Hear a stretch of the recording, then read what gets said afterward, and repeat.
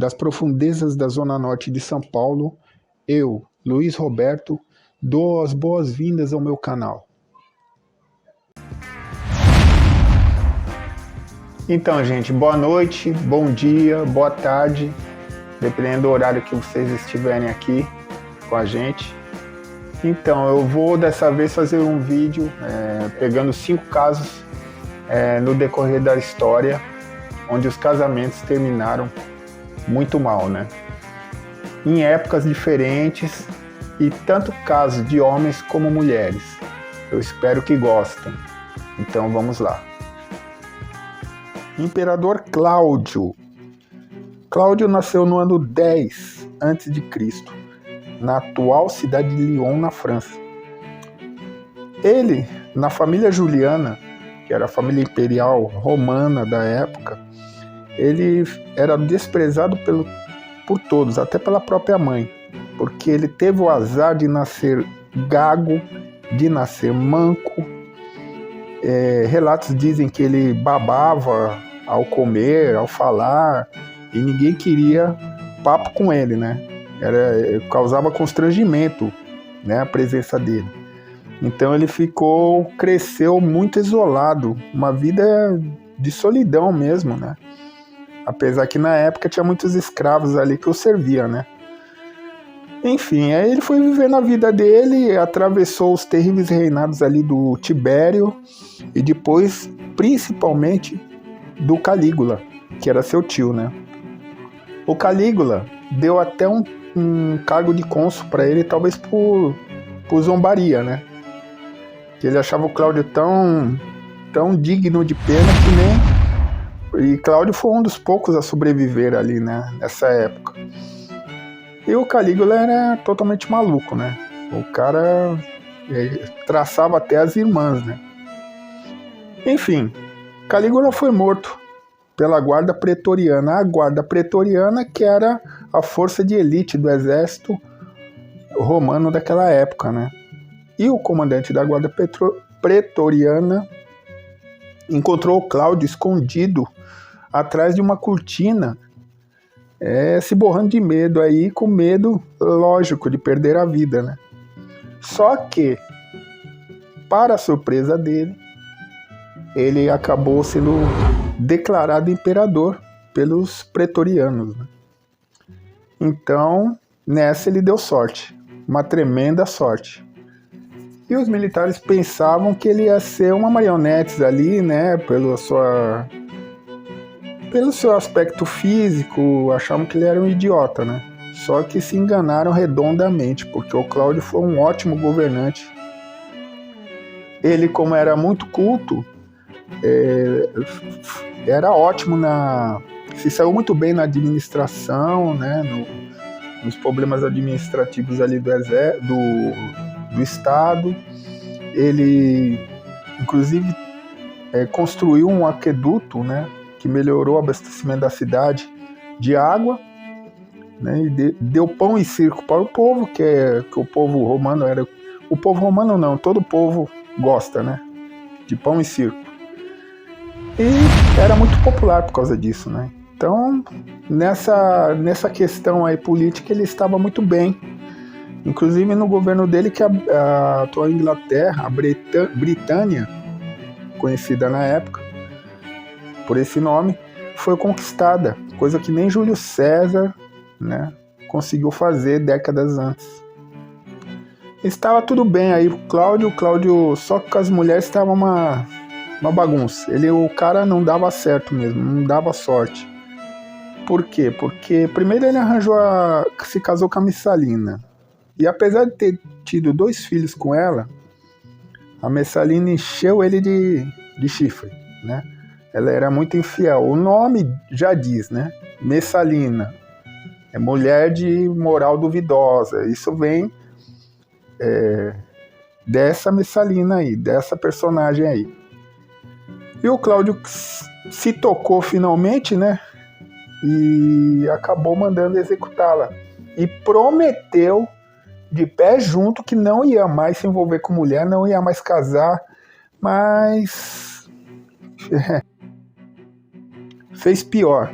Fez uma pior ainda, ele casou com a própria sobrinha, imagina, uma diferença de idade aí brutal, e o Senado não gostou também, porque achou que a relação era muito próxima, né, parente muito próximo. Mesmo assim ele casou, teve o filho com ela, e o filho era o Nero. O Nero que dizem ter colocado fogo em Roma aí, né, mais para frente, mas os historiadores contestam hoje em dia essa versão. Enfim, isso é uma outra história. E aí, essa sobrinha dele é a Agripina. A Agripina era bem ardilosa.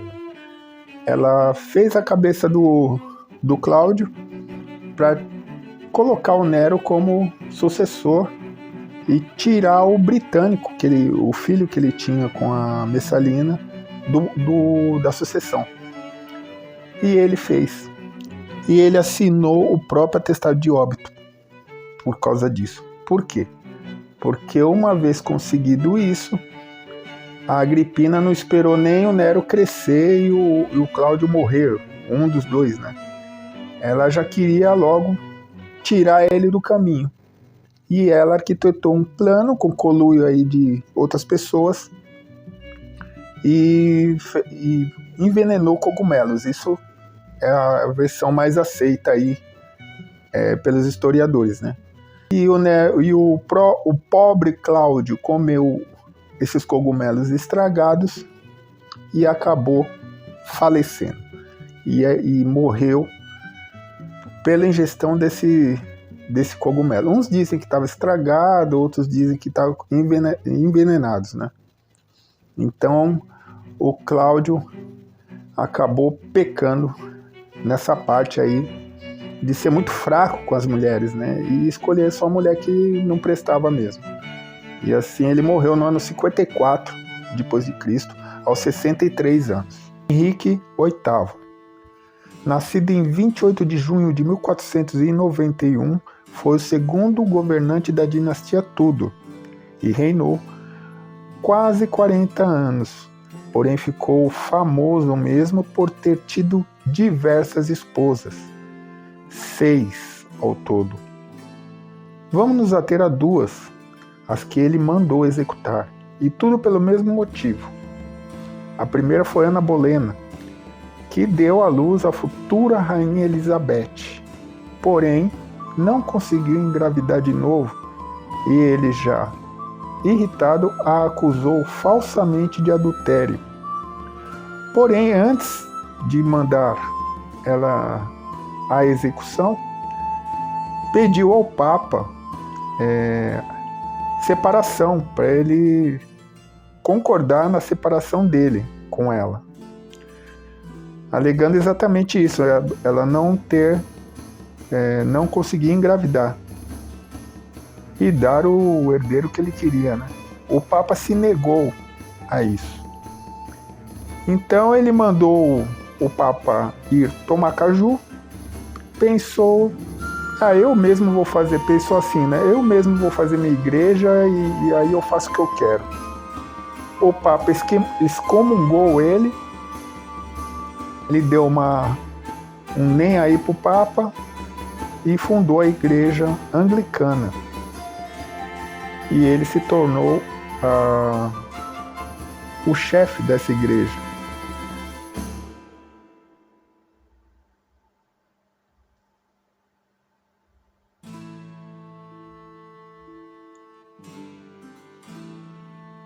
A segunda esposa que ele se desfez foi Catarina Howard, em 1540. Catarina também não lhe deu o herdeiro. Então, não deu herdeiro, morreu, né?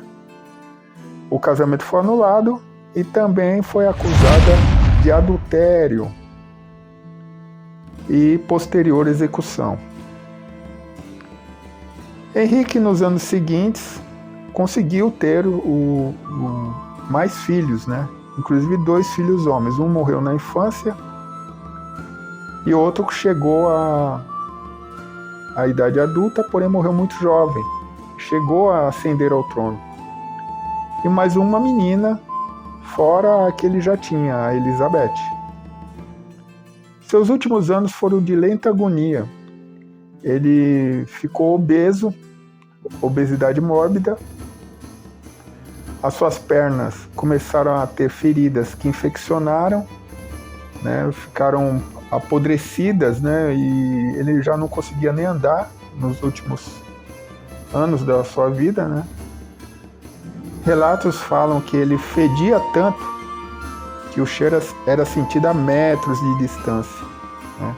Então o cara morreu apodrecendo, literalmente. Henrique morreu em 1547, aos 55 anos de idade.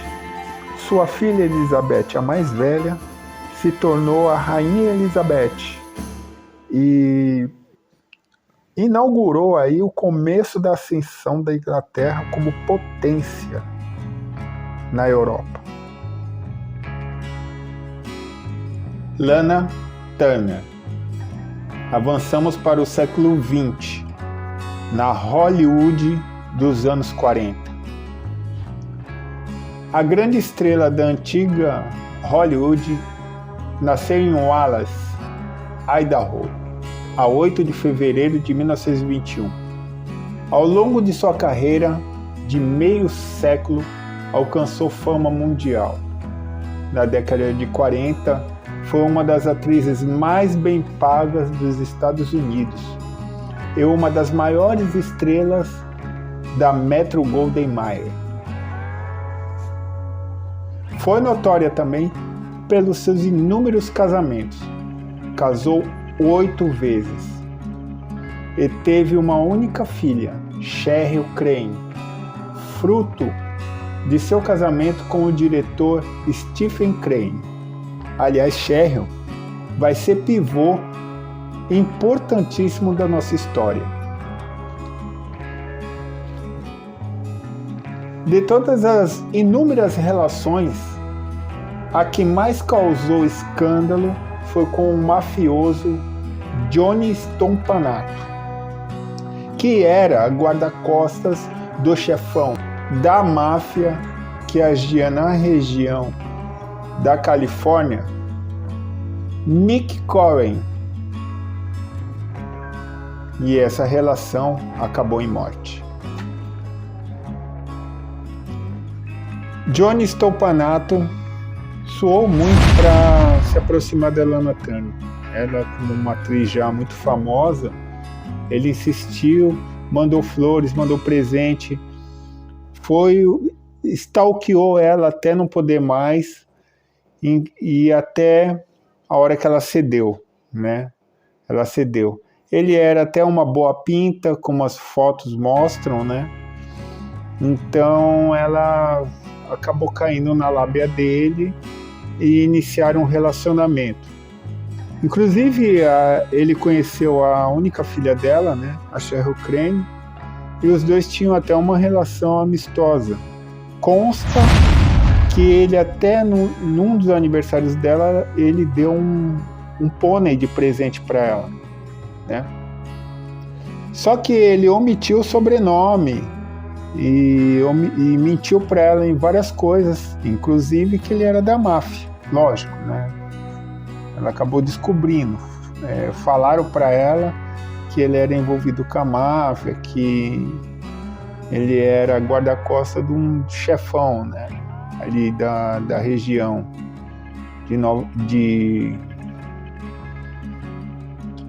da Califórnia.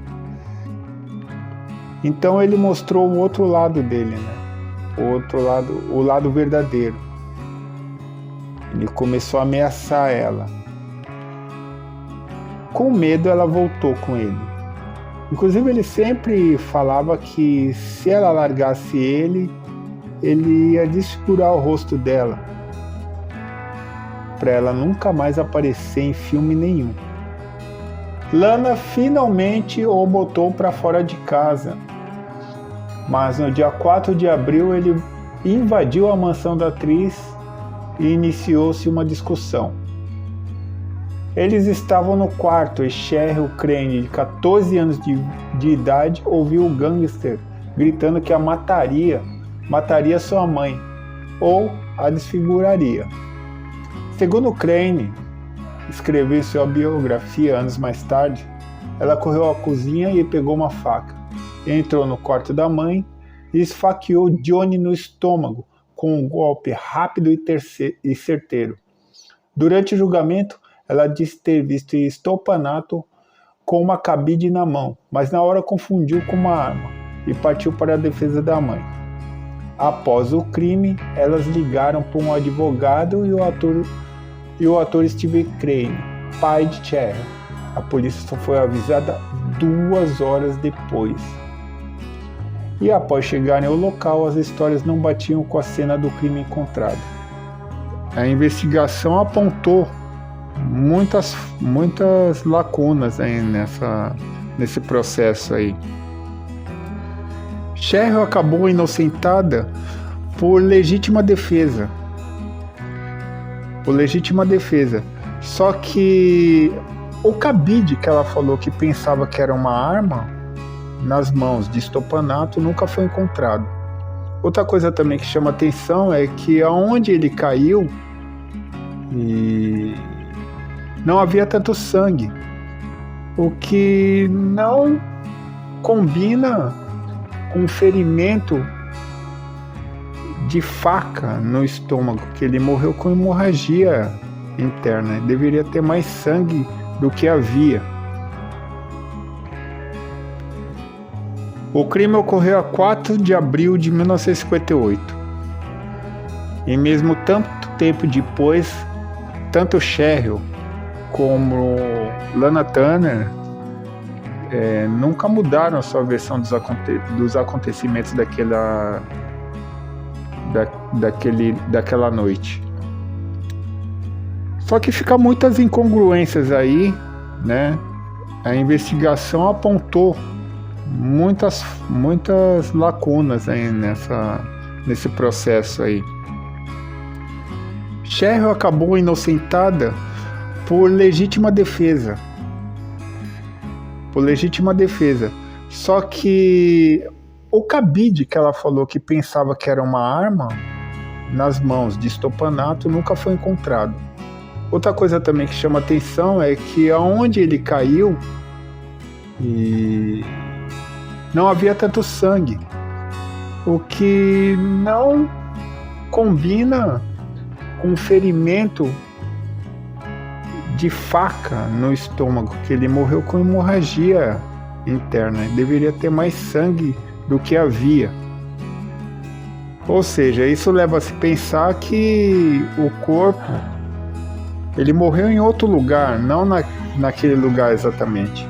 Para mim, levantar mais suspeitas é a demora de elas reportarem o caso, né? De elas reportarem o ocorrido, porque demorou 2 horas, e isso é muito tempo. Elas preferiram chamar antes a mãe e o advogado. Ora, será que eles não combinaram tudo isso aí? Tanto é que o chefe do Stolpanato, o chefão gangster lá, o Mickey Cohen, declarou que uma menina de 14 anos não teria condições de matar um guarda-costas dele, e que a Lana o matou na cama e removeu o corpo.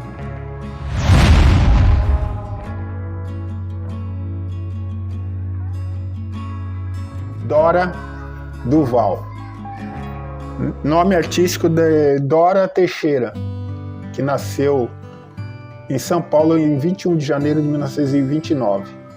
Artista plástica brasileira que nos anos 50 e 60 trabalhou como atriz, humorista, apresentadora e vedete.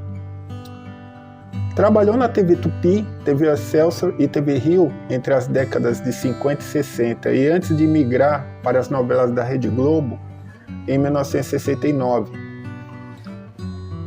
No final dos anos 70, ela fez aquele personagem da Cuca no seriado Sítio do Pica-Pau Amarelo. Mas sua carreira se encerrou na televisão em 1980, após ela matar seu marido do segundo casamento, o publicitário Paulo Sérgio Garcia.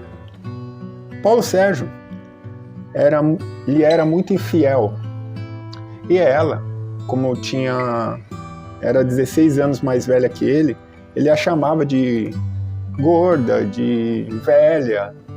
E numa dessas brigas, ela, num acesso de raiva, pegou uma arma e o matou com 2 tiros. Paulo Sérgio morreu ali mesmo. Então ela teve o primeiro julgamento, e o fato teve grande repercussão aqui no Brasil, em todo o país. E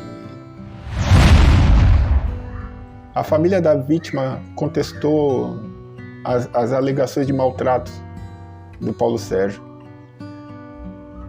e levantou a possibilidade de o crime ter sido premeditado. Pelo crime, ela foi condenada por 7 votos a 0 a uma pena de 1 ano e meio de prisão no primeiro julgamento. Posteriormente, foi submetida a outro julgamento e condenada desta vez a 6 anos de prisão. Dorinha Duval atualmente é artista plástica e dedica-se a temas esotéricos. Lindomar Castilho, nome artístico de Lindomar Cabral, que nasceu em Goiás a 21 de janeiro de 1940. Ficou famoso pela música Baião e pelo bolero Você é Doida Demais. Lindomar nasceu no distrito de Santa Helena, pertencente à cidade de Rio Verde. Sua entrada na música, através do convite feito pelo diretor da gravadora Copacabana, Diogo Muleiro, que em reunião com o compositor e escritor Mariano Hortêncio, ouviu Lindomar cantar e o convidou a gravar um disco. O cantor construiu uma sólida carreira, cantando boleros e samba-canções românticos, se tornando um dos maiores vendedores de disco no Brasil nos anos 1970. Lindomar casou com Eliane de Gramont em 10 de março de 1979.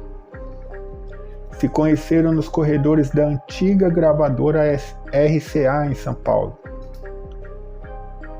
Ele já era conhecido na época como o Rei do Bolero. O casamento, no entanto, não durou muito tempo, devido às agressões e ciúmes alimentados pelo alcoolismo de Lindomar. E ela, aos 25 anos de idade, pediu a separação. Fato que ele não aceitou de bom grado. Eliane tentou retomar sua carreira artística, já que ela era cantora também, e começou a se apresentar com o primo de Lindomar, Carlos Randall. Esse, por sua vez, começou a desconfiar que os dois tivessem um relacionamento amoroso. E tudo piorou quando Randall se separou da sua mulher. 3 meses depois de separada, em 30 de março de 1981, quando cantava no Café Belle Époque, no bairro da Bela Vista, em São Paulo, Eliana levou 5 tiros nas costas, sendo que um dos disparos feriu também Randall, que se apresentava com ela. O atirador, claro, Lindomar. A cantora faleceu no local e Randall se recuperou, porém levou anos para tratar esse ferimento que ele tomou. Lindomar tentou fugir do local, mas foi contido por pessoas que estavam lá assistindo o show e acabou levando uma surra. Acabou preso em flagrante e condenado a 12 anos e 2 meses de prisão por um júri popular em 23 de agosto de 1984. Cumpriu pena de 6 anos em regime semiaberto. Depois de cumprir a pena em regime fechado. Lindomar ganhou a sua liberdade em 1996. Ainda enquanto preso na penitenciária, gravou um disco com o título bem sugestivo, As Muralhas da Solidão. Em 2012, já com 72 anos de idade, ele deu uma rara das suas entrevistas, onde disse: "É um massacre isso. É lógico que eu me arrependo todos os dias. A gente comete coisas em momentos que está fora de si." O caso é conhecido como um dos mais famosos feminicídios do Brasil. Lindomar hoje vive recluso em sua terra natal, em Goiás. Então é isso, gente. Aí foram 5 casos, infelizmente casos que terminaram em tragédias. Quem quiser se aprofundar mais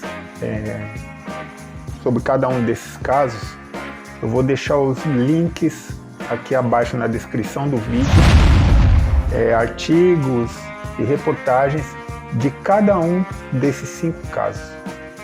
Meu muito obrigado por me acompanharem até aqui e até a próxima.